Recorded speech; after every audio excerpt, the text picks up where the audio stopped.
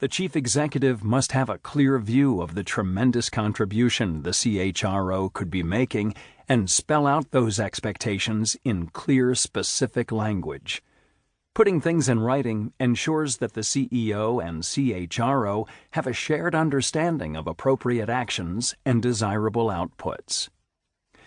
To start redefining the job, the CEO should confer with his or her team and key board members, particularly the board's Compensation Committee, more aptly called the Talent and Compensation Committee, and ask what they expect in an ideal CHRO. Beyond handling the usual HR responsibilities, overseeing employee satisfaction, workforce engagement, benefits and compensation, diversity, and the like, what should an exemplary CHRO do?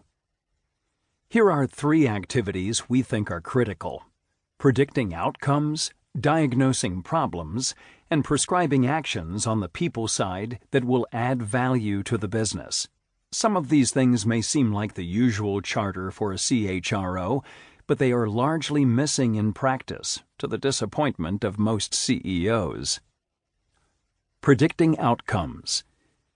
CEOs and CFOs normally put together a 3-year plan and a 1-year budget.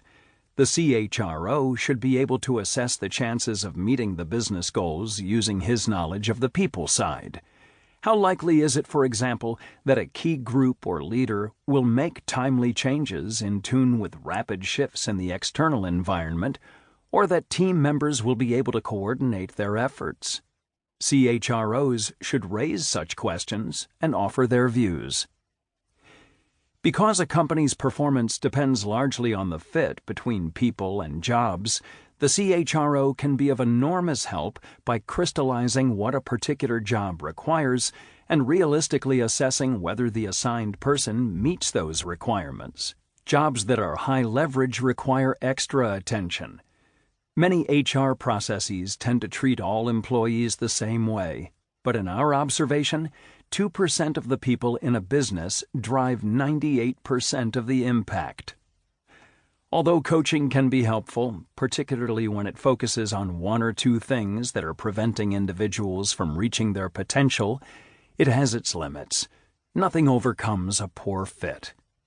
A wide gap between a leader's talents and the job requirements creates problems for the leader, her boss, her peers, and her reports. So before severe damage is done, the CHRO should take the initiative to identify gaps in behavior or skills, especially among those 2% and as job requirements change. The CHRO, with the CFO, should also consider whether the key performance indicators, talent assignments, and budgets are the right ones to deliver desired outcomes. If necessary, the pair should develop new metrics. Financial information is the most common basis for incentivizing and assessing performance because it is easy to measure, but the CHRO can propose alternatives.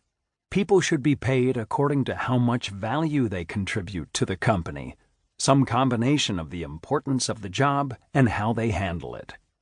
Finance and HR should work together to define ahead of time the value that is expected, using qualitative as well as quantitative factors.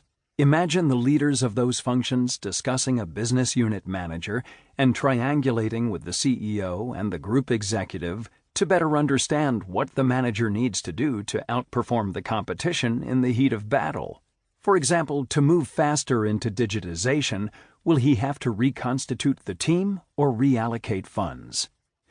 Predicting success means weighing how well attuned the manager is to outside pressures and opportunities, how resilient he would be if the economy went south, and how quickly he could scale up into digitization. The specific metrics would be designed accordingly. As another example, a top marketing manager might have to build capability for using predictive data in advertising.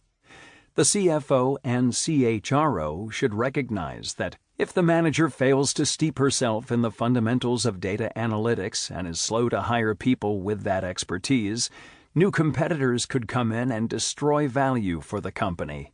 Metrics should reflect how quickly the marketing head acts to reorient her department. One set of metrics